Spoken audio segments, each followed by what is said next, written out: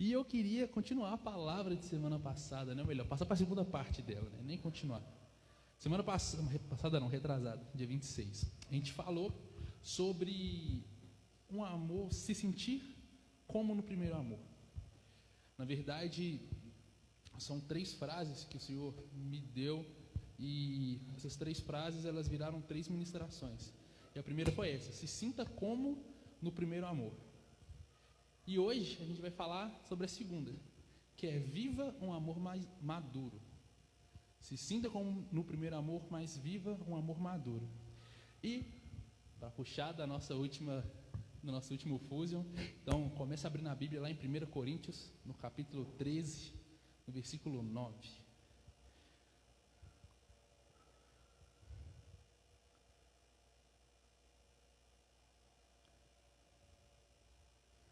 1 Coríntios 13, versículo 9.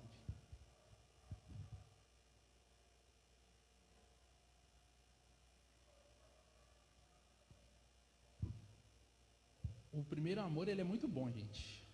O fogo do primeiro amor, aquela sensação de que não há nada melhor do que estar na presença do Senhor, assim, aquele coisa que arde, que queima, que explode no seu coração. É muito bom. Só que ele precisa de amadurecer, ele precisa de evoluir. Ele não pode ficar estático, estagnado, se conformar com isso. Porque o primeiro amor, ele tem, vamos dizer assim, algumas deficiências. Tem áreas, coisas que ele não cobre. E eu queria começar primeiro, rapidão, com esse versículo 9 e 10 de 1 Coríntios 13, que fala assim: pois em parte conhecemos e em parte profetizamos. Quando, porém, vier o que é perfeito, o que é imperfeito desaparecerá. Por enquanto, nós em parte conhecemos e por outra parte profetizamos. Conhecer algo que você tem experiência, você tem aquilo, você tem algum domínio sobre aquilo. Profetizar é algo que você espera, mas você não tem tanta certeza. Você manifesta a vontade do Senhor em falar que aquilo vai se cumprir, mas você ainda não viu isso cumprido. Por isso que é profetizar, senão seria viver aquilo, né? E o 9 fala que em parte, o 10 fala que quando, porém, o que vier perfeito, o que for imperfeito desaparecerá. O amor maduro do Senhor para a gente, e nosso com o Senhor principalmente, ele vem suprir essa parte de tirar o que é imperfeito. Só que tem uma terceira frase, né, do que a gente tinha começado a falar, que é se entregar a um amor eterno. E aí essa terceira frase vai ficar para a semana que vem, que a gente vai falar do amor maduro hoje, então, sem adiantar as coisas, né? Vier o que é perfeito, maturidade. O amor maduro, ele é um amor que se sobressai às dificuldades.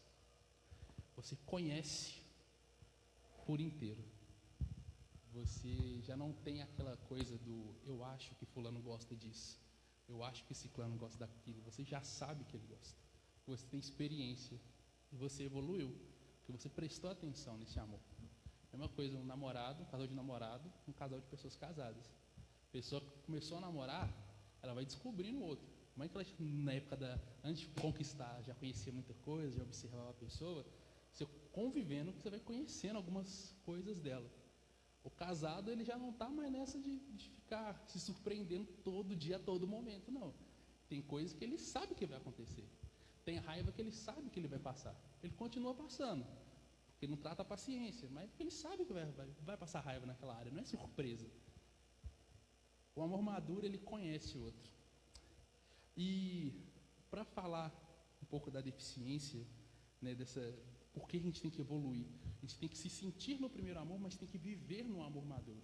Então, sentir aquela explosão, aquele fogo, aquela fome do Senhor constante, nossa, maravilhosa, mas saber o que fazer com os nossos sentimentos, o que fazer com esse sentimento de amor.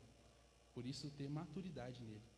Eu queria que vocês abrissem a Bíblia lá em 1 Reis, no capítulo 19, no versículo 1.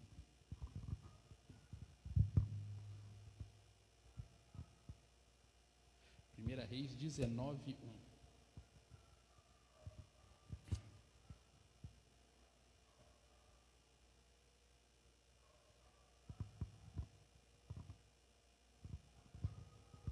Primeira Reis 19, versículo 1. A gente vai ler um bocado. A gente vai ler do 1 até o 15. Mas antes, já abriu todo mundo? Vamos orar. Vamos entregar na mão do Senhor o que Ele quer que a gente tenha conhecimento hoje. Amém. Feche seus olhos. Senhor, meu Deus, meu Pai, eu te agradeço, Jesus, porque é incrível. É incrível o teu poder, é incrível a tua graça, é incrível a tua glória, é incrível a manifestação da tua presença. Deus, é incrível ter uma vida com o Senhor. Mas que a gente aprenda a não viver apenas de coisas incríveis, que a gente aprenda a viver de coisas diárias. Que a gente aprenda a viver de compromisso, a gente aprenda a viver de responsabilidade, que a gente aprenda a viver de um amor que doa, um amor que vai lá pelo outro, um amor que não fica esperando para si. Deus, que a gente aprenda a não só queimar de paixão, Deus, mas que a gente aprenda a manter, Deus, esse fogo constante e aceso, Pai, em nome de Jesus. Fala as nossas vidas, fala aos nossos corações essa noite. Que tudo que venha a ser falado, tratado aqui, seja da Tua vontade, somente da Tua vontade, Senhor. Nada do nosso querer, nada do nosso coração, somente Teu, Deus. Tudo é Teu. Toma nas Tuas mãos a nossa vida, toma nas Tuas mãos cada coração que está aqui nessa noite. Toma, Senhor Deus, nas Tuas mãos, Deus, cada pessoa que vai acompanhar, Deus, esse vídeo depois, que está acompanhando, Deus, agora ao vivo, Pai. Deus, cuida, Pai. Nós queremos que essa palavra chegue de encontro a trazer mudança, em nome de Jesus. Amém. Em 1 Reis, no capítulo 19, versículo 1, fala assim: Ora, Acabe contou a Jezabel tudo o que Elias tinha feito e como havia matado todos aqueles profetas à espada. Por isso Jezabel mandou um mensageiro a Elias para dizer-lhe: que os deuses me castiguem com todo rigor, se amanhã, nesta hora, eu não fizer com a sua vida o que você fez com a deles. Elias teve medo e fugiu para salvar a sua vida. Em Berseba de Judá, ele deixou seu servo e entrou no deserto. Caminhando um dia, chegou a um pé de giesta, sentou debaixo dele e orou, pedindo a morte. Já tive o bastante, Senhor. Tira a minha vida, não sou melhor do que os meus antepassados. Depois se deitou debaixo da árvore e dormiu. De repente um anjo tocou nele e disse: levanta-se e coma. Elias olhou ao redor e ali junto à sua cabeça havia um pão assado sobre brasas quentes e um jarro de água. Ele comeu, bebeu e deitou-se de novo. O anjo do Senhor voltou, tocou nele e disse: levanta-se e coma, pois a viagem será muito longa. Então ele se levantou, comeu e bebeu. Fortalecido com aquela comida, viajou 40 dias e 40 noites, até chegar a Horebe, o monte de Deus. Ali entrou numa caverna e passou a noite. E a palavra do Senhor veio a ele: o que você está fazendo aqui, Elias? Ele respondeu: tenho sido muito zeloso pelo Senhor, o Deus dos exércitos. Os israelitas rejeitaram a tua aliança, quebraram os teus altares e mataram os teus profetas à espada. Sou o único que sobrou, e agora também estão procurando matar-me. O Senhor lhe disse: saia e fique no monte, na presença do Senhor, pois o Senhor vai passar. Então veio um vento fortíssimo que separou os montes e esmigalhou as rochas diante do Senhor. Mas o Senhor não estava no vento. Depois do vento houve um terremoto, mas o Senhor não estava no terremoto. Depois do terremoto houve fogo, mas o Senhor não estava nele. E depois do fogo houve um murmúrio de uma brisa suave. Quando Elias ouviu, puxou a capa para cobrir o rosto, saiu e ficou à entrada da caverna. E uma voz lhe perguntou: o que você está fazendo aqui, Elias? Ele respondeu: tenho sido muito zeloso pelo Senhor, o Deus dos exércitos. Os israelitas rejeitaram a tua aliança, quebraram os teus altares e mataram os seus profetas à espada. Sou o único que sobrou e agora estão procurando matar-me. O Senhor lhe disse: volte pelo caminho por onde veio e vá para o deserto de Damasco. Chegando lá, unge Azael como rei da Síria. Por aí, tá bom. No contexto dessa palavra, Elias tinha acabado de derrotar os 450 profetas de Baal, mais uns outros profetas do outro cara lá. E Elias tinha visto fogo descer do céu, cara. Foi. Enquanto os outros estavam lá se autoflagelando, clamando, gritando o Deus deles que não fazia nada, Elias só orou, pediu ao Senhor e ele fez descer fogo do céu. Elias experimentou de um incrível acontecimento no Senhor. daquela coisa que você vê e você fica maravilhado. Só que aí passou isso, né, porque ele matou os profetas. Acabe, né, que era o rei, ele vira para Jezabel, que era a esposa dele, e fala o que Elias fez. E aí Jezabel manda um cara, né, um mensageiro, falar com Elias que ela ia fazer pior com ele do que ele fez com os profetas de Baal, com os profetas dela, né? E aí Elias foge. É o contexto desse texto. Como eu falei, o amor maduro, ele conhece o outro a quem ele ama por inteiro. Às vezes, quando a gente fala de amor na igreja, a gente vai falar do amor de Deus, a gente fala do amor de Deus para com a gente. A gente vai lá em João 3,16, né? Deus amou o mundo de tal maneira, até falei no último culto. Só que o nosso amor para com Deus, como é que está? Porque o amor, ele é uma via de mão dupla. Deus, ele pode te amar o quanto for. Se você não amar de volta, você não consegue receber esse amor. Você fica barrando esse amor. Você constrói uma barreira na sua frente e não deixa esse amor entrar na sua vida. E aí é preciso de uma brecha, muitas vezes um acontecimento que vai criar uma rachadura ali naquela parede, naquele muro que você levantou, para que algo comece a entrar ali e fazer vida. E entrar no seu coração e formar alguma coisa. O amor nosso pelo Senhor tem que ser um amor que a gente nutre todo dia também. Tem que ser, como é que fala em João 3,16, Deus amou o mundo de tal maneira. Cara, o nosso amor pelo Senhor não pode ser nada menor. A gente tem que amar o Senhor de uma maneira que a gente nem consegue explicar. Que não tem palavras o suficiente para falar o quanto a gente ama. E uma coisa muito interessante do amor é esse texto aqui, quando Elias sente medo. Tem uma passagem que fala que o verdadeiro amor lança fora todo medo. Elias era um profeta, um grande profeta. Elias nem morreu, você tem ideia. Elias foi alçado aos céus. Elias era um grande profeta. Mas ele ainda não estava aperfeiçoado em alguma coisa em Deus. E uma dessas coisas era o amor. Elias teve medo quando Jezabel falou com ele: olha, eu vou matar você, eu vou fazer pior do que você fez com os meus profetas. Elias tinha matado sozinho mais de 600 caras. Elias tinha feito, através do poder de Deus, descer fogo do céu. Mas isso não foi o suficiente para fazer com que Elias confiasse a ponto de não se preocupar.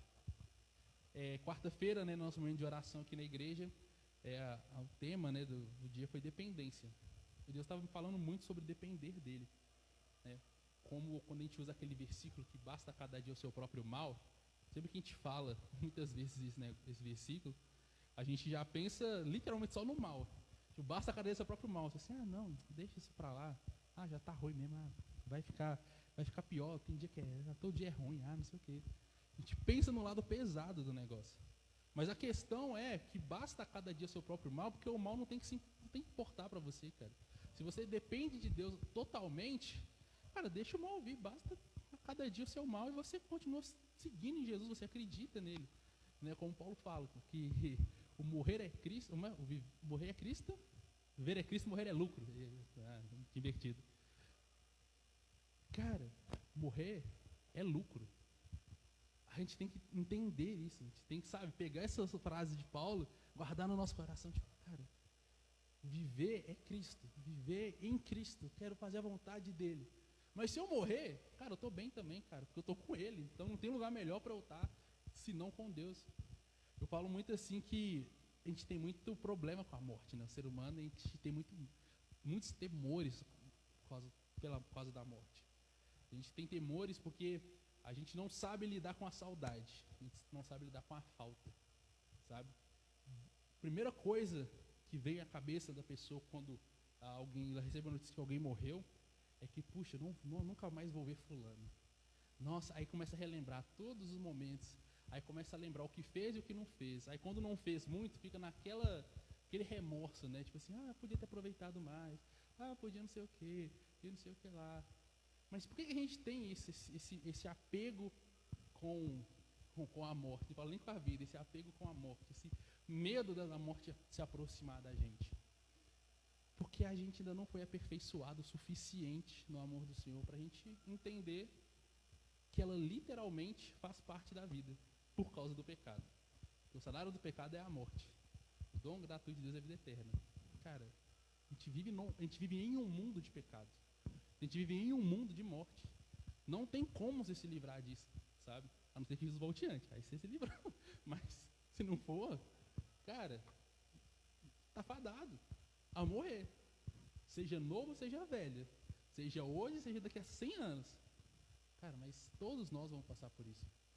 E a falta, o medo que isso traz no nosso coração é porque a gente não está aperfeiçoado no amor do Senhor o suficiente para entender que a morte é só mais um processo para nos achegar completamente à presença de Deus. Porque assim, a gente está aqui na igreja, a gente está adorando, a gente está louvando, a gente pede o Espírito Santo, a gente clama o Espírito Santo, a gente sente aquele manifestado Espírito Santo. E é bom. E a gente canta, né? Isaías 9, o céu começa a abrir, Cristo, o Rei dos Reis, veio nos buscar. Cara, eu fico imaginando, e se Jesus aparecer aqui para te buscar nesse momento? Você vai? Você acha que você consegue olhar e falar assim, não, Deus, espera aí, minha filha está nova ainda, tem que cuidar dela ali. Não, Deus, eu estou muito novo, nem namorei, Senhor, estou longe de casar, Senhor, não me leva não. Não, Senhor, pô, agora que eu recebi uma promoção no emprego, aumentou meu salário, não, Deus, calma. Quando a gente canta isso, será que a gente tem real noção que é isso que a gente quer? Que Cristo nos busque? E quando eu falo isso, gente, não é pra vocês ficarem apressando a morte, não. Vai, vive o seu dia, cada dia aí, muito feliz, espera o dia de amanhã, tá? Não fica achando que você vai morrer o tempo todo. Não é desejar a morte, não, mas é pelo contrário. É celebrar tanto a vida que você entende que a morte é só um processo que te leva a uma vida ainda mais eterna do que a que você vive hoje aqui. Então, o amor perfeito, né, ele tira esse medo, ele quebra esse medo. Até citei na quarta-feira, né, tem um versículo na Bíblia, né, mas lembro muito da música do Morado, né, Tudo Sobre Você, que ele canta o refrão, me tira o medo que me faz dizer Moisés, suba em meu lugar. É uma passagem em Êxodo onde Deus fala, se manifesta no meio do povo ali, em cima do monte, e o povo fica com medo da manifestação de Deus e fala para Moisés, vai lá você, que a gente está com medo. Quantas vezes Deus tem chamado a gente para mais perto dele e a gente não vai por medo? E a gente só sente esse medo e a gente não foi aperfeiçoado no amor. Então o primeiro amor, por mais que ele seja intenso, seja aquele amor que queima, aquele amor que incendeia, ele não tira todo o seu medo. Você ainda teme. Você ainda teme. Você está pronto para ver a dificuldade. Você acha que você está pronto para ver a dificuldade. Você acha que pode se levantar um mundo, mas você é destemido. Eu vou lá e vou passar por isso. Porque, olha como eu estou apaixonado por Jesus. Mas o primeiro amor, ele não te dá todas as respostas. Você ainda está aprendendo, está começando a caminhar. E aí você é pego em pontos da sua vida com Deus que você ainda não desenvolveu. O que é extremamente normal quando você acabou de se converter. Acabou de se entregar ao Senhor. Mas por isso a gente não pode viver no primeiro amor. A gente tem que se sentir nele, queimando esse fogo, mas viver em maturidade. Porque a maturidade ela já vem de uma outra forma. Quando o medo vem, ele pode até dar uma balançada ali, tipo, pegar, dar aquele susto, vamos dizer assim. Mas dentro do seu coração você sabe assim, olha, eu já vi isso antes, não é novidade. Eu sei como passar por isso. Eu sei que com o tempo isso passa. Então eu vou confiar em Deus. Então, amor maduro, ele traz essa confiança. O amor maduro, ele faz com que a gente confie em Deus, de verdade.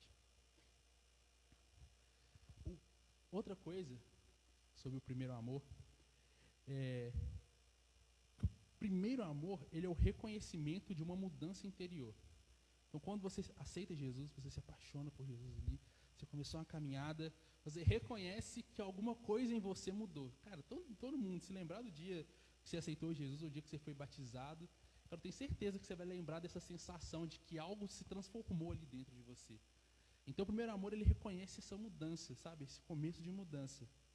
Só que o amor maduro, ele é um entendimento que mudar é uma prática diária. Quando a gente está naquele primeiro amor que está queimando, a gente se batizou num dia e tá, às vezes está muito fervoroso, você lê a Bíblia todo dia, você ora, e você vai fazendo coisa sobre coisa ali, vai acumulando um monte de coisa, um monte de prática, e chega um momento que você perguntar para você mesmo, tá, mas o que eu aprendi com isso tudo? Você não aprendeu nada. Porque você só está tentando consumir, sem entender.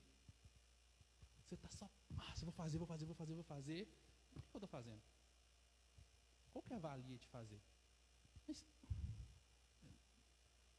é só obediência a Deus? Mas Deus mandou fazer isso mesmo? E a gente às vezes não para pensar, a gente quer fazer. E nesse fazer, a gente acaba se distraindo da chama do nosso amor, que estava lá queimando, brasa não, em fogaréu mesmo, fogueira viva, incêndio, você está queimando, aí você vai fazendo tanta coisa, aquilo vai tomando seu tempo, vai tomando o espaço da sua vida, as coisas que você está fazendo, e quando você vê, o fogo está baixando, ou melhor, você nem vê que o fogo está baixando, porque você está fazendo, e aí quando você se cansa, você estafa, você fala assim, nossa, cansei. E aí, para quem que você tinha que voltar? Para o entendimento. Eu falei assim, não, agora é hora de descansar um pouco. Né? Falei assim, não, passar o bastão para alguém ali, pelo menos, né, fulano, reveza comigo aqui, preciso dar uma descansada, porque o meu corpo preciso de recuperar minhas forças para voltar a trabalhar. Ao invés disso, você esqueceu tanto de cultivar o seu amor, cultivou a sua prática, que quando você se estafa, você cansa, você desiste. Você se joga ali, fala assim, nossa, não, é muito difícil para mim. Não dá certo. Não, Deus, eu sempre peco nisso, Senhor. Não, Deus, nossa, olha esse pecado, Pai, você não para de fazer. Nossa, tem um ano que eu converti e eu continuo fazendo isso, Senhor. Desisto, Deus, não dá, é impossível. Porque você simplesmente não amadureceu no amor do Senhor a ponto de entender que você vai errar todo dia. Por isso que a mudança é uma prática diária. Você tem que levantar todo dia. Se você cair todo dia, você tem que levantar todo dia. Se você cair a cada minuto, você tem que levantar a cada minuto. Cara, Deus não tem um limite no céu de falar assim, fulano, uma placa lá, Mateus pecou 1.500 vezes nesse mês. Chegou no limite máximo, aí não tem volta mais. Cara, Deus não tem isso. Ele quer que você entenda o porquê você está pecando, busque abandonar este pecado e crescer nele. Só que para você entender, você buscar, a primeira coisa, você tem que ter relacionamento. Relacionamento com esse Deus. Sabe? Uma coisa muito interessante que eu anotei sobre a paixão, sobre o primeiro amor no caso. O primeiro amor é como o começo de uma paixão, cara. É um fogo incontrolável, sabe? É o que a gente fala, aquela vontade de fazer tudo. O amor maduro, ele já é o entendimento de que uma faísca incendeou uma floresta. Isso é muito legal, cara. Porque às vezes a gente se cobra, a gente acha que viver para Cristo é estar pegando fogo 24 horas por dia, 7 dias na semana, 365 dias no ano, se for bissexto, 366. E não é, cara. Tem dia que você não vai estar um incêndio. Tem dia que você vai estar lá no máximo uma fogueira. Agora, isso é motivo para amar menos o Senhor, para entender menos que Deus te ama, para no outro dia, após esse dia que você estava numa fogueira, você se acomodar e de uma fogueira você diminuir para uma brasa? Ou você entender que esse período, assim, quando está acontecendo alguma coisa, preciso voltar a me incendiar de novo. Preciso voltar a explodir. Porque não basta só pegar fogo. Eu quero pegar mais fogo. Eu quero sentir esse fogo me consumindo tudo que é de ruim dentro de mim, tudo que é de imperfeito em mim. Eu quero sentir esse fogo consumindo, cara. Eu quero mudar completamente. O amor maduro, ele entende isso. Sabe, é igual no lote vago. Nossa, tem um pessoal lá atrás da minha casa, tem um ser humano aqui de Deus que ele gosta de botar fogo no mato, cara, que não tem base. Todo dia de manhã, eu e a Evelyn acorda, tem cinza na casa, assim. Entra pela janela do fundo lá. Cara, eu não sei explicar. Eu passei esse cara deve viver com isqueiro na mão, não é possível, cara. Todo dia. Mas quando, não sei se já tiveram essa experiência, às vezes o pessoal vai lá no capinar o lote, e aí faz um monte de matos, né, espera secar e bota fogo, e aquele trem espalha, pega fogo de uma vez, porque o mato seco, cara, ele pega fogo igual papel, o trem consome. O amor maduro, ele entende, você não precisa de uma fogueira ser uma fogueira gigantesca e ficar atacando lenha o tempo todo, e ficar desmatando ao seu redor, e pegando todas as coisas que tem à sua volta e jogando dentro dessa fogueira para manter ela acesa. Porque uma hora os seus artifícios, uma hora as coisas que você tem, elas vão acabar. Um dia você vai acordar e se sentir sem força. Agora, se nesse dia que você acordar e se sentir sem força, você não entender que, quem é minha força? A força é Deus, cara. Então, hoje eu preciso ainda mais buscar Ele. E aí no dia sem força, você não entender isso e você querer passar pelo dia sem força, como você passa por todos os outros dias, o outro dia tende a ser pior. E aí você começa a entrar naquela maré de, nossa, não aguento mais. E sempre que o primeiro amor ele não amadurece, ele desce, ele começa a caminhar para o esquecimento, sabe? Para o esfriamento total. E a gente não pode deixar isso acontecer. Outra questão, que aí eu acho muito legal, cara, em 1 Reis aqui mesmo, lá no versículo, deixa eu ver aqui, no versículo 11, no final, na segunda parte do versículo 11, fala assim: então veio um vento fortíssimo que separou os montes e esmigalhou as rochas diante do Senhor, mas o Senhor não estava no vento. Depois do vento houve um terremoto, mas o Senhor não estava no terremoto. Depois do terremoto houve fogo, mas o Senhor não estava nele. O que Elias tinha acabado de presenciar pouco tempo antes? A presença do Senhor descendo como fogo e consumindo o holocausto. E ali deixando todos os profetas de Baal sem argumento. Elias experimentou de um fogo intenso no coração dele. De ver esse fogo intenso caindo do céu e acontecendo e fazendo algo maravilhoso. Só que aí aconteceu que Elias teve medo, Elias foge, e Deus se encontra com Elias no monte. E primeiro vem esse vento forte, Deus não estava. Vem o terremoto, Deus não estava. Aí vem o fogo. Cara, eu imagino, sei lá, não fala, mas eu imaginei Elias, tipo assim, na hora que viu o fogo, imaginando, nossa, é agora. Só que Deus não estava. E aí o versículo continua e fala: e depois do fogo houve um murmúrio de uma brisa suave. Cara, não é nem uma brisa, é o murmúrio de uma brisa. Então é o microvento do vento, sei lá. É algo bem calmo, bem tranquilo. E eu falei assim, cara, essa é a diferença de entender que a vida é feita de fases. Você tem que passar por elas. Nem sempre a gente precisa de fogo. Às vezes a gente precisa de brisa. Às vezes a gente precisa de vento calmo. A gente quer incendiar este lugar. Vamos incendiar essa nação. Nossa, Deus, vamos clamar por avivamento neste lugar. Achando que avivamento é pirotecnia gospel. É rodar, é falar um monte de línguas doidas, um monte de profetizando ao mesmo tempo. E ninguém sabe o que o outro está falando, mas está lá.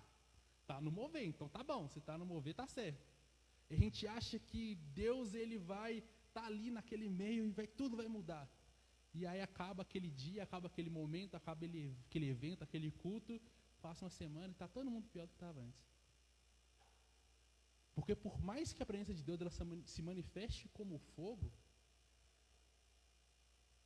para avivar você, para tirar você de uma zona de marasmo, para tirar você de uma zona de inexperiência, a partir do momento que você tem uma caminhada com Deus, você tem que entender que a presença de Deus não tem estereótipo para funcionar. Que o cara que grita na igreja não tem mais Deus do que o cara que ora em silêncio. Que o cara que bate palma e roda, vira cambalhota, não tem mais presença de Deus do que o cara que adora ali, fica com o olho fechado, está na celebração e está com o olho fechado, está na adoração e está com o olho fechado, está no dízimo e oferta e está com o olho fechado também. Mas você vê que o cara está conectado com Deus. Quando você amadurece no Senhor, você entende que você não precisa de artifícios para receber o Espírito Santo, mas você precisa de uma vida em constância para receber diariamente o Espírito Santo. Porque manifestar o Espírito Santo, cara, manifestar a vontade de Deus, a Bíblia fala assim que quando Deus precisou de falar e não teve um homem que advertisse Balaão, Deus fez uma mula falar. Eu não quero ser mula, de verdade, eu prefiro ser discípulo. Eu não quero ser aquela pessoa que vai manifestar a Deus porque não tem mais ninguém que manifeste. E porque Deus só precisa de falar e é o artifício para ser usado. Um instrumento único que sobrou ali. Cara, eu quero a presença de Deus, eu quero manifestar o Senhor, porque eu entendo que se eu amo esse Deus e tudo que vem dele é perfeito, cara, eu não posso perder meu tempo manifestando coisas que não são de Deus. Eu quero manifestar coisas que são de Deus. E se eu entendo que eu quero manifestar isso, é um desejo do meu coração, eu compartilho esse desejo com Deus, então eu tenho uma vida com Deus. Então eu tenho uma vida em avivamento e não um dia de pirotecnia. Não estou falando que falar em línguas não é de Deus, que rodar, manifestar, profetizar, não é de Deus. Não, pelo contrário, cada um tem um dom, cara. Deus ele derrama dom sobre as pessoas, derrama tipos de manifestações do Espírito Santo sobre a vida de pessoas. Só entenda que você não é menos cristão por às vezes não ter nada aparentemente que você conheça ainda. Talvez você nunca vai fazer nada dessas loucuras. Talvez você ainda só não está aperfeiçoado o suficiente para isso se manifestar em você. Só que isso só vai acontecer, e eu falo, cara, pelas pessoas que eu conheço, que têm esses dons, principalmente de falar em línguas, todas elas, quando despertaram esses dons, foi num momento, poderia até ser num culto, poderia até ser num evento, mas a vida pessoal dela com Deus estava em comunhão. O evento, o culto, foi só um momento. Só um momento para se despertar daquilo. Porque o ambiente cooperava para que houvesse ali um derramar, pessoas estavam orando juntas. E Jesus fala que onde houverem 2 ou 3 reunidos em meu nome, ali ele estará. Então a manifestação ela vem. Só que muitas dessas pessoas, como eu falei, que eu ouço falando sobre dons, elas descobrem os dons dela dentro do quarto, com a porta fechada, orando ao Senhor, se derramando no Senhor, e quando elas saem desse ambiente, né, como está longe da terra, quando ela vai voltando para a terra, ela vê, sei lá, que ela estava falando alguma coisa, parece que o cérebro começa a raciocinar racionalmente, assim, mas o que eu estava falando? Como assim? Tipo, não, alguma coisa estranha. Ou tem gente, eu já vi caso mais legal ainda, que a pessoa estava falando, e aí depois da pregação, depois do momento que essa pessoa estava orando ou falando, alguém chega para ela e fala assim, nossa, mas você estava falando em línguas. Ela, não estava falando, eu estava falando português. Ela, não, você não estava falando português, você estava falando em outra língua. Eu disse, não, cara, não estava falando a minha. Então, cara, manifestar o Espírito Santo como fogo é momento. Manifestar o Espírito Santo para a gente tem que ser vivência diária, sabe? É necessário busca constante. É necessário não só fogo, é necessário um vento calmo. Aquele negócio que vai entrar no seu coração, vai tomar o seu coração, vai transformar o seu coração. Porque o amor, ele é equilíbrio. O amor não é exagero. Exagero é paixão, cara. Você está muito louco. Fala, nossa, eu amo aquela pessoa. Meu Deus, como eu amo aquela menina. E aí você recebe R$600 de salário e está gastando 1.000 por mês com aquela pessoa. Porque você é um otário. Paixão, o nome disso. Você está extremamente apaixonado. E você é um otário por causa disso. Amor não é isso, cara. Amor é você saber com consciência o que você está fazendo, o porquê você está fazendo, entender que você não quer nada em troca, simplesmente você quer que o seu amor se manifeste na outra pessoa. Amor é equilíbrio. Amor é entender todas as vias do que estão acontecendo. 1 João capítulo 4, versículo 16. A gente vai com a Bíblia, abre lá.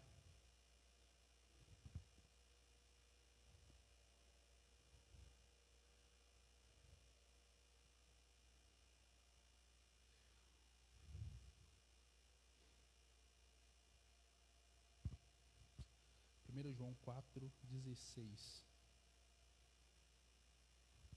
Lá em Coríntios, né, estava falando, Coríntios 13, versículo 9 e 10, que em parte conhecemos, em parte profetizamos. Agora vê que o que João fala aqui na carta dele, 16. Assim conhecemos o amor que Deus tem por nós e confiamos nesse amor. Deus é amor. Todo aquele que permanece no amor, permanece em Deus e Deus nele. Dessa forma, o amor está aperfeiçoado entre nós, para que no dia do juízo tenhamos confiança. Porque deste mundo somos com ele. Olha que loucura, cara. Todo aquele que permanece no amor, permanece em Deus e Deus nele. Está vendo que o amor é uma via de mão dupla? Se ele não for uma via de mão dupla, não adianta. Cara, Deus, ele quer te amar, ele te ama. Ele quer não, ele te ama. Não tem nada que você faça que Deus deixe de te amar. Agora, ele só vai permanecer em você se você permanecer nele. Permanece no amor, você permanece em Deus. Precisa de entender.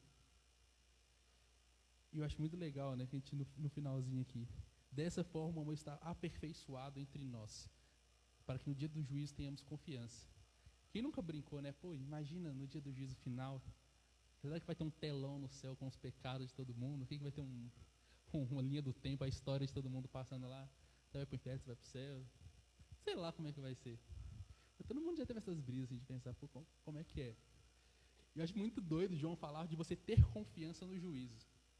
Imagina você na frente de um tribunal sendo acusado de alguma coisa, é você pleno. Você sabe que você vai ser absolvido.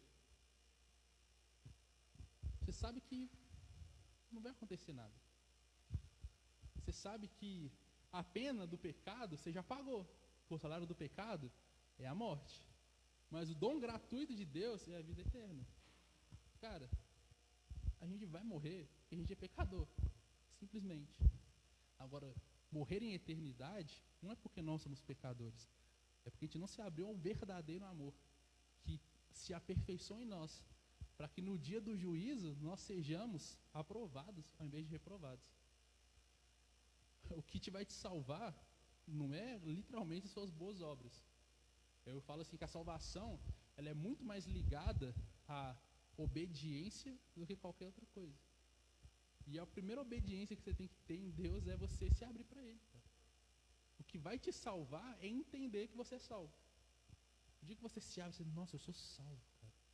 E aí, por ser salvo, por receber esse amor maravilhoso, eu vou andar nos caminhos do Senhor.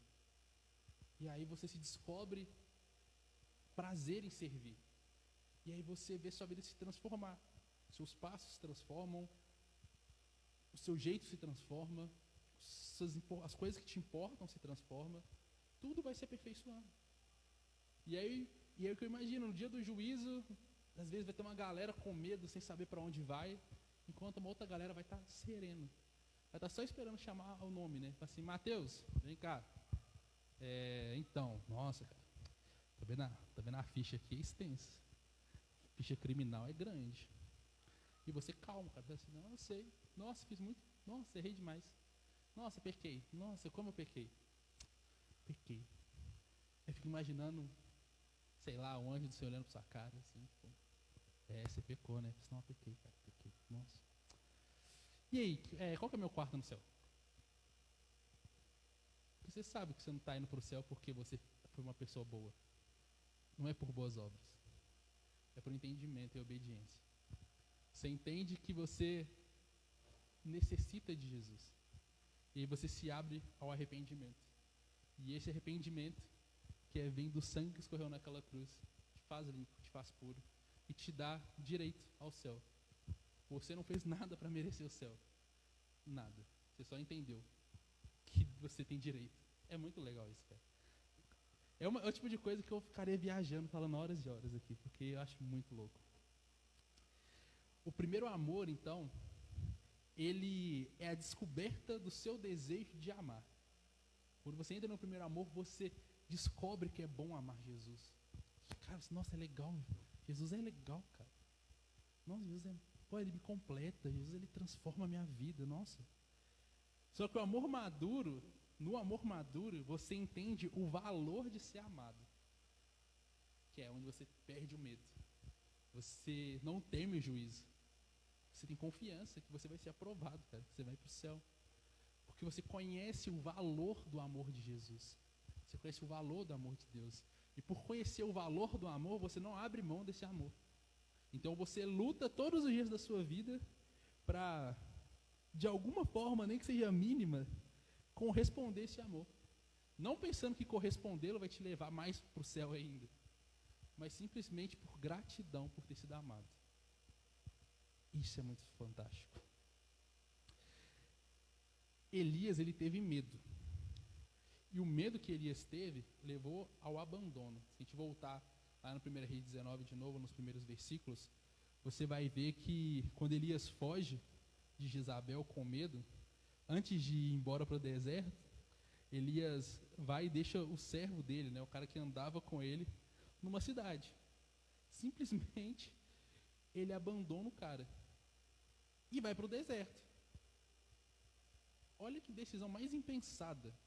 Porque Elias estava com medo do quê? De morrer. Aí o que ele faz? Ele pega a companhia dele e larga. E ele, sem comida, vai para o deserto. O que vai acontecer? Ele vai morrer. Então não faz sentido lógico nenhum que Elias fez. Porque quando o medo toma conta da gente, a gente perde a razão. E amar é racional. A paixão pode não ser, mas agora amar é racional. E acho muito legal, aí Paulo de novo, prestar um culto racional. Esse é o culto racional de vocês. Não se conformeis com o padrão desse mundo, mas renovai-vos. Se renovar no Senhor é entender que mover espiritual é muito legal. Ver o sobrenatural é fantástico. Muita experiência com Deus, nossa, muito bom. Mas você vive no mundo natural.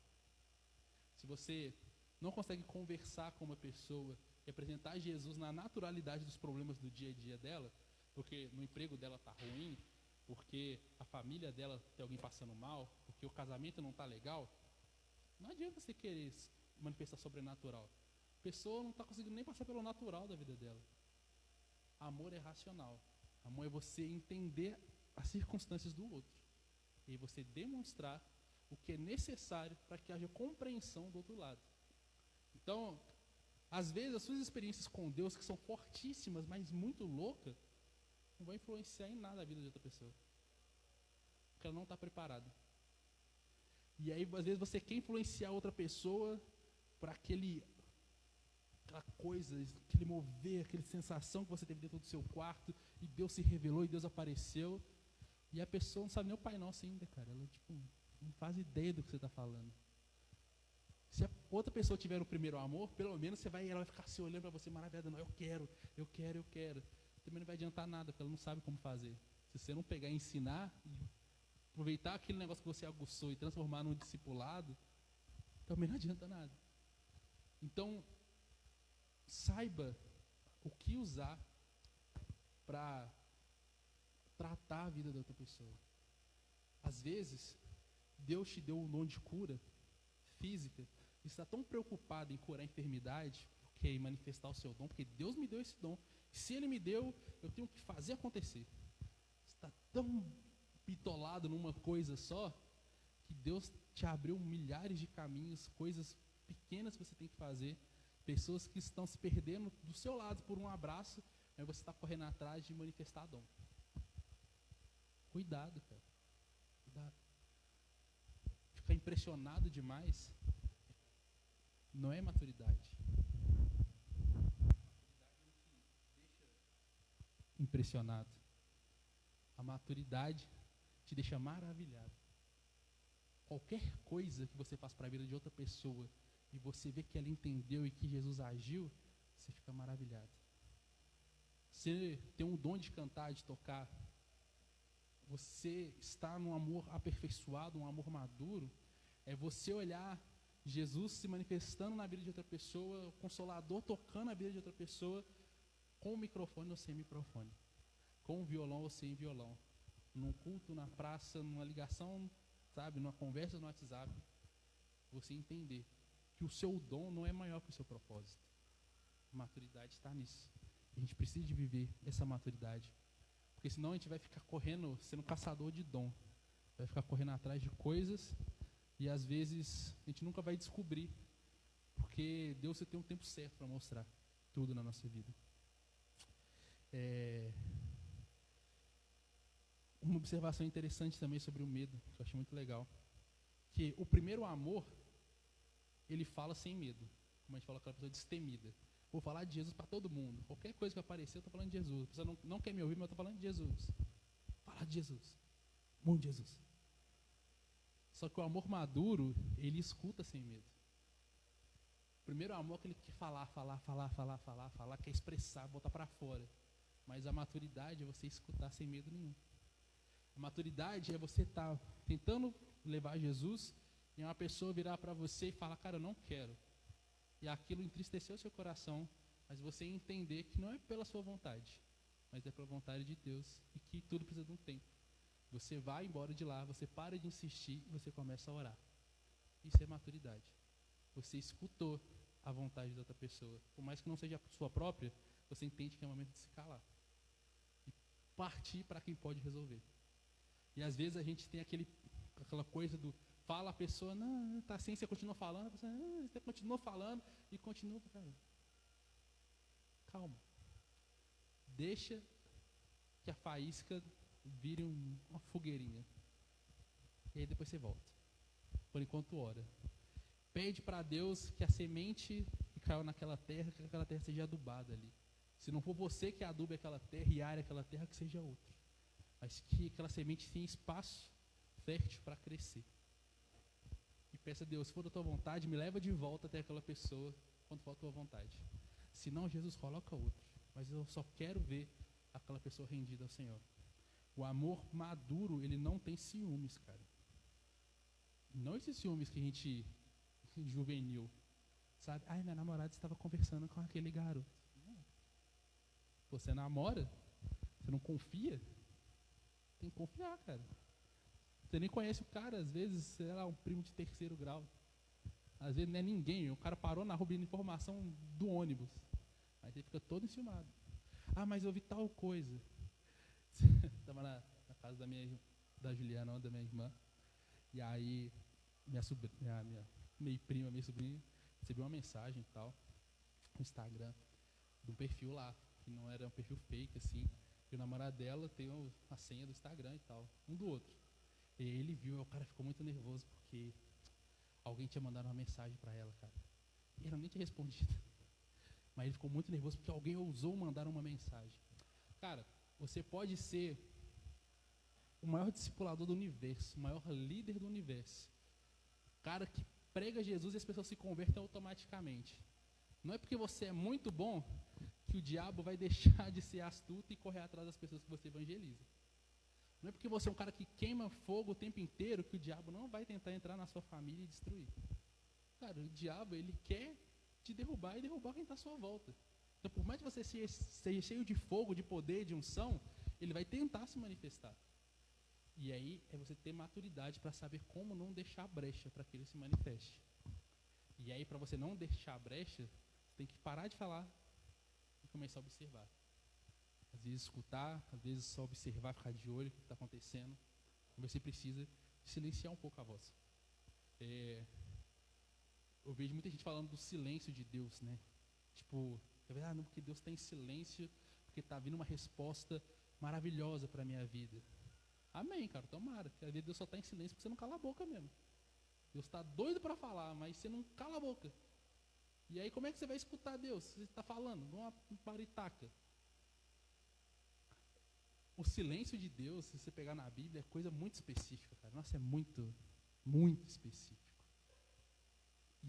E específico ao ponto de ser quase trágico. Tão específico. Então, cuidado. Às vezes, você está dando pouca atenção para Deus.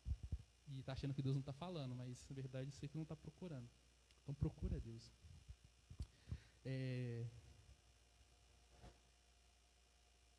No versículo de 1 Reis, 15 ao 18.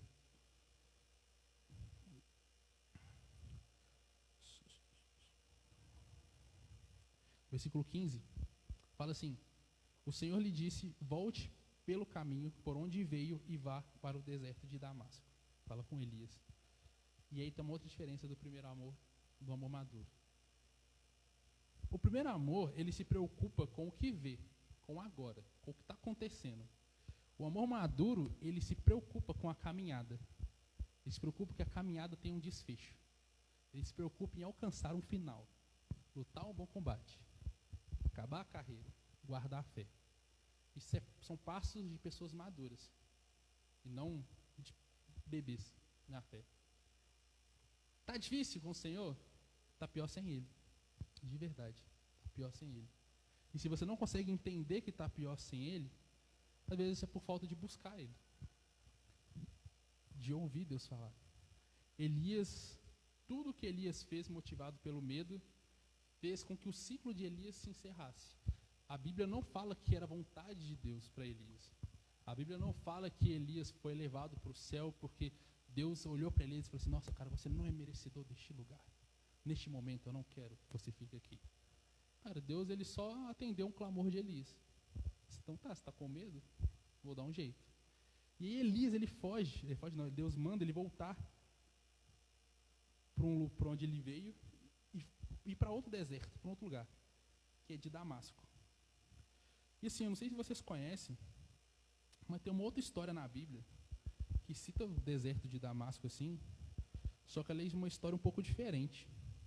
Ela está lá em Atos, no capítulo 9, versículo 1, fala de Paulo, da conversão de Paulo.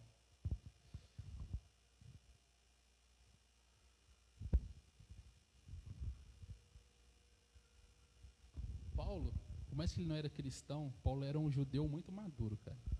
Paulo era um mestre da lei, Paulo era um cara inteligente, conhecedor da palavra, dos mandamentos. Paulo, ele não tinha tido a revelação de Jesus. E é muito interessante a caminhada de Paulo até o começo do ministério dele.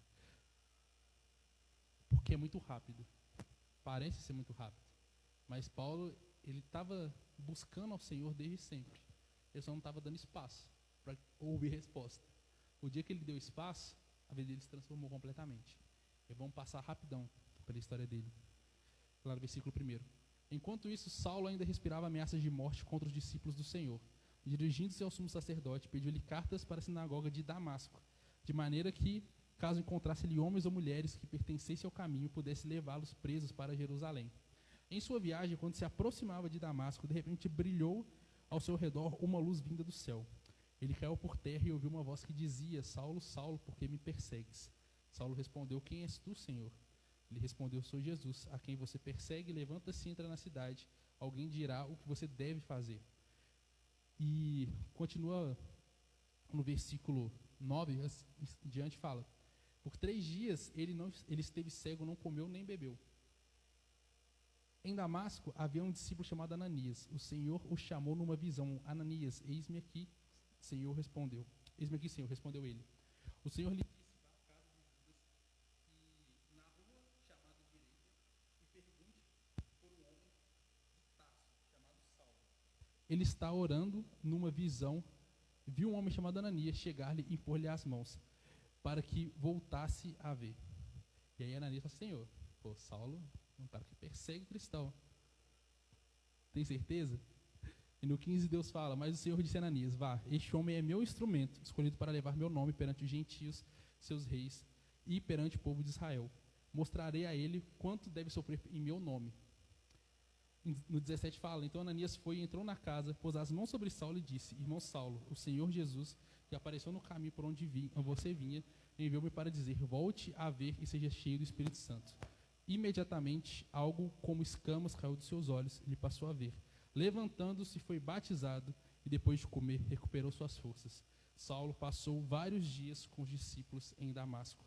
Logo começou a pregar nas sinagogas, dizendo que Jesus é o Filho de Deus.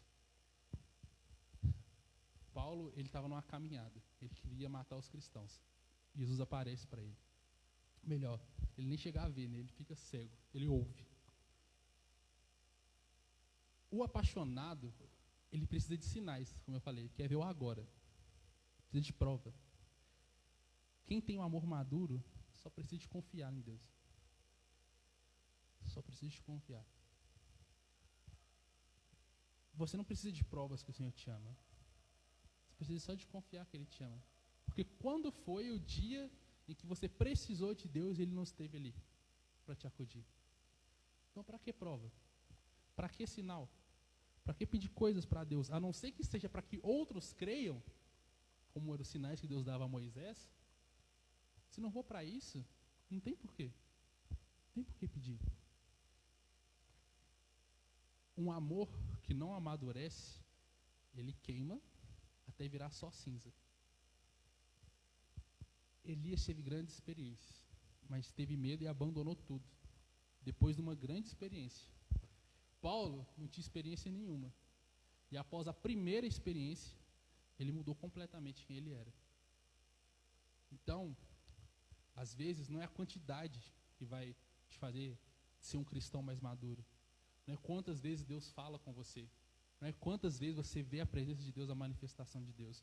Mas é quantas vezes você entende a manifestação de Deus. Às vezes é necessário só uma, para que a sua vida mude completamente. O amor que amadurece se preocupa com o calor que produz para aquecer os outros. Quando seu amor amadurece no Senhor, sua preocupação já não é se você está queimando, já não é se você está pegando fogo, se você olha para o espelho e vê chama saindo de você. Quando você é maduro no Senhor, você se preocupa se o seu calor, mesmo que ele esteja em brasa, mesmo que ele seja um fogaréu, mesmo que ele seja um foguinho, mesmo que ele seja um incêndio, sua preocupação é que se esse fogo está aquecendo outras vidas. E Paulo manifesta isso em Filipenses 1, 7 e 10, de abrir. Paulo fala assim na carta: é justo que eu assim me sinta a respeito de todos vocês, uma vez que os tenho em meu coração, pois quer nas correntes que me prendem, quer defendendo e confirmando o Evangelho, todos vocês participam comigo da graça de Deus. Deus é minha testemunha de como tenho saudades de todos vocês, com profunda afeição em Cristo Jesus. Esta é minha oração, que o amor do Senhor, que o amor de vocês aumente cada vez mais em conhecimento e toda percepção, para discernirem o que é melhor, a fim de serem puros e irrepreensíveis até o dia de Cristo. O clamor de Paulo era que o amor de vocês se aperfeiçoe. Vocês estiveram comigo, vocês me conhecem. Eu pude trocar experiência. Eu pude passar um pouco do meu calor para vocês. O meu fogo incendiou vocês. Agora, minha preocupação é que o seu fogo permaneça. Que o seu fogo vai impactar outras pessoas. O amor maduro, ele é necessário para que a nossa pregação seja um exemplo vivo de mudança. Porque a gente ouve muita crítica aos evangélicos, principalmente, sobre mudança. Ah, olha ali, o testemunho é o cara que era ex-isso, que era ex-aquilo outro, ex não sei o quê. Por que a gente ouve tanta crítica?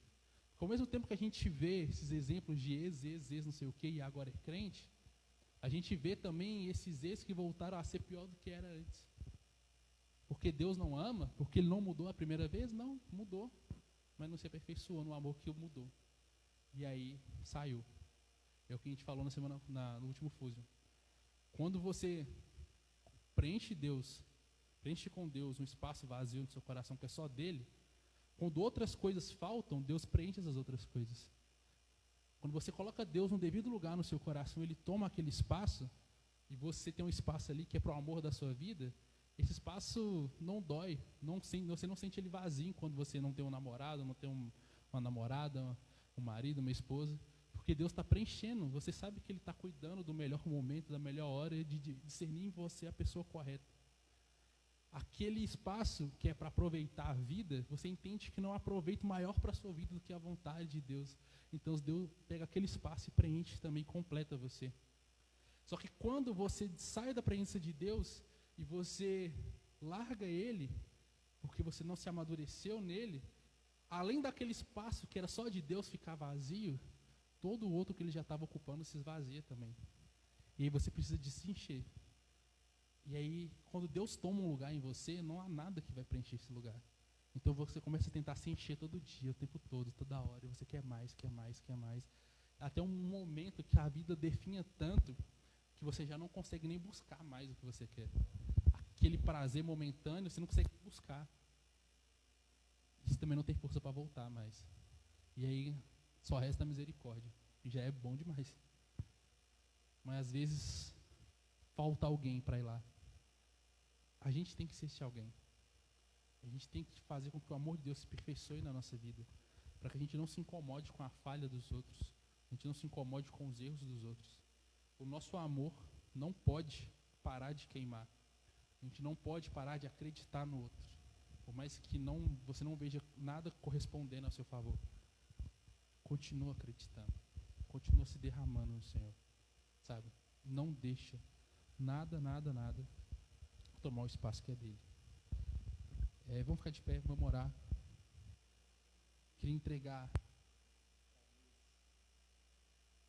mais esse momento, essa palavra que a gente teve. Entenda uma coisa, gente. Deus, ele não pode ser um fardo. Viver para Deus não pode ser um peso. Você só vai encontrar algo bom em Deus, algo bom de Deus, quando houver espaço em você para que esse algo bom aconteça. Não vá para todo culto esperando ver manifestação de fogo, de loucura, não. Vá a qualquer culto para ser tanto recebido pelo Senhor, quanto ser doador para a vida de alguém. Quando você vier num culto, você vier na igreja, na sua célula, não venha só para pedir. Venha com a expectativa de derramar sobre a vida de alguém. Para isso que serve o amor maduro. Um amor que se cansa de receber e quer dar também. Se preocupa se você está aquecendo outra pessoa. Senhor Deus, meu Pai, eu te agradeço por essa noite. Te agradeço pelo teu amor. Infinita graça e misericórdia. Pai, nos leva, Deus, para casa segundo a tua vontade, Deus, fazendo a tua vontade operar nas nossas vidas. Jesus, nos perdoa, Deus, se às vezes nós não sabemos nos importar de verdade com a tua. Às vezes a gente se importa no que a gente quer que aconteça, às vezes a gente se importa com o que a gente acha que deva acontecer, ao invés de entender o que o Senhor tem para nós, o que é necessário que se transforme em nós, que se aperfeiçoe em nós. Jesus, que o primeiro amor, aquela chama incrível, não pare de queimar, que a gente sempre se lembre, se sinta vigoroso. Mas que a gente viva um amor maduro, Deus. Que a gente viva um amor que não fica gelado, Pai, que não fica se esfriando. Um amor que não é morno, um amor que é sempre quente. Mas que às vezes o fogo está pequenininho, mas ele continua sendo fogo, ele continua sendo quente. Fogo é fogo em qualquer quantidade. Mas que a gente não passe, Deus, por dependência humana, Pai. A gente entenda que é necessário depender do Senhor para que esse amor cresça, para que esse fogo cresça, para que ele seja constante. Mas que o nosso fogo, Deus, não sirva só para queimar nossas vidas, mas outras, Deus. Mas para isso que a gente seja como o Senhor era, Jesus, amável, bondoso, caridoso, sem buscar glória própria, benefício próprio, mas com o coração aberto a doar, a servir, a fazer algo por alguém. Pai, nós clamamos, a gente entenda o nosso lugar, Deus. Ter um amor aperfeiçoado e entender que nem tudo vai estar bom sempre, que nem tudo vai ser sempre feliz, que nem tudo vai ser sempre alto astral, mas é entender que quando o vale chegar, a saída também.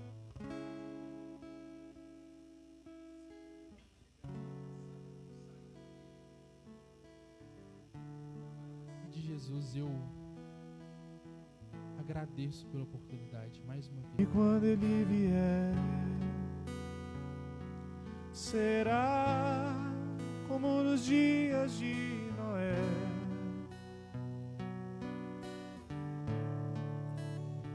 E quando ele vier, será como nos dias de Noé. E ele irá dizer: aonde está a arca que eu te mandei construir? Aonde está a arca que eu te guardaria pra mim? Aonde está a arca que eu te mandei construir? Aonde está a arca que eu te guardaria pra mim? Sou teu, vou preparar o teu lugar. Vem reinar, Deus de amor santo, meu Jesus vive, Ele é tudo pra mim. Sou teu, eu vou preparar o teu lugar. Vem reinar,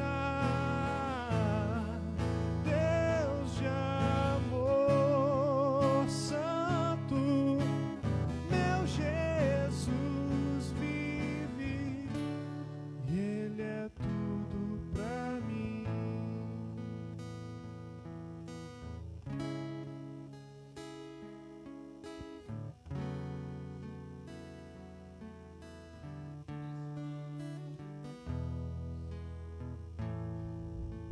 Resolva em nossas vidas, Deus,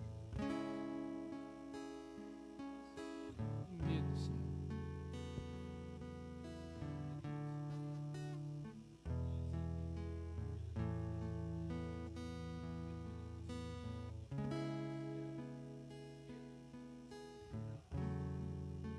Medo de não conseguir fazer a tua vontade. Deus, tira todo medo. Todo medo de não conseguir corresponder ao teu amor. Que a gente entenda que a gente só precisa de amar. É tentativa, é busca no nosso dia a dia. Em nome de Jesus, Deus, te peço, dá essa certeza a cada um que está aqui. Que o Senhor tem uma vontade, que o Senhor tem um dom, que o Senhor tem algo para acontecer no teu tempo, mas para isso é necessário que o nosso coração esteja aberto para entender essa vontade, Pai. Em nome de Jesus, em nome de Jesus. Como eu falei, são 3 temas, né? 3 ministrações. Falta uma última: um amor eterno. E se você quiser saber como viver esse amor eterno, semana que vem estamos aqui de novo. E a sua única oportunidade de ver vai ser aqui, porque não vai ser transmitido não. Então vem, ou vem. A gente espera. Jesus te espera também. Vai com Deus, vai em paz, em nome de Jesus. Uma salva de